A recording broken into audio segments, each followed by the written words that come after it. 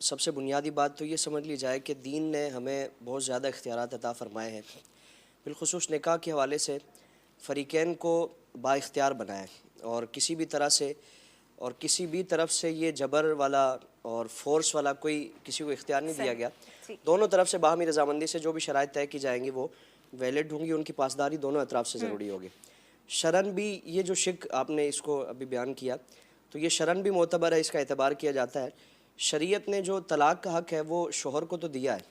لیکن اس کے ساتھ ساتھ اسے یہ اختیار بھی دیا ہے کہ اگر وہ اپنا حق کسی اور کو سونپنا چاہتا ہے، یعنی نکاح کے وقت اگر اپنی بیوی کو طلاق کا حق دینا چاہتا ہے تو اسے اختیار ہے، یعنی وہ اپنے حق کو اپنی بیوی کو سپرد کر دے، 1 کا یا 2 کا یا 3 کا، جن شرائط کے ساتھ وہ بیوی کو حق طلاق تفویض کرے گا، انہی شرائط پر مثال کے طور پر اگر کسی شخص نے کسی مخصوص کنڈیشن سے اس کو متعلق کیا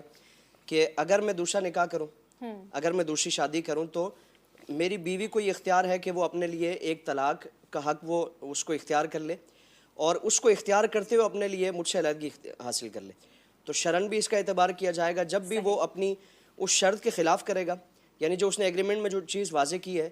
جب بھی اس کے خلاف کرے گا تو اس کی بیوی کو چونکہ اس نے حق یہ خود دیا ہے تو اپنے اوپر وہ خود طلاق کو اختیار کر سکتی ہے، اور اس صورت میں وہ ایک طلاق 1 کا دے دے، 2 کا دے دے، 3 کا دے دے، جتنی بھی وہ طلاق کا حق اپنی بیوی کو دینا چاہتا ہے وہ نکاح کے وقت وہ جتنی بھی، اور پھر جس کنڈیشن پہ وہ دے گا اسی کنڈیشن پر وہ طلاق کا حق اس کا اختیار مانا جائے گا، اس کے علاوہ نہیں، یعنی کلیتاً شوہر کے لیے تو کلیتاً اختیار ہے کہ وہ اگر کسی وجہ سے دیتا ہے تو اس کا یہ اختیار ہے، لیکن بلا وجہ اگر دے گا تو گناہ ہے،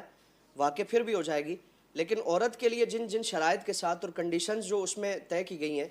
اگر وہ پائی جائیں گی تو بیوی کے لیے اختیار ہے کہ وہ اپنے لیے طلاق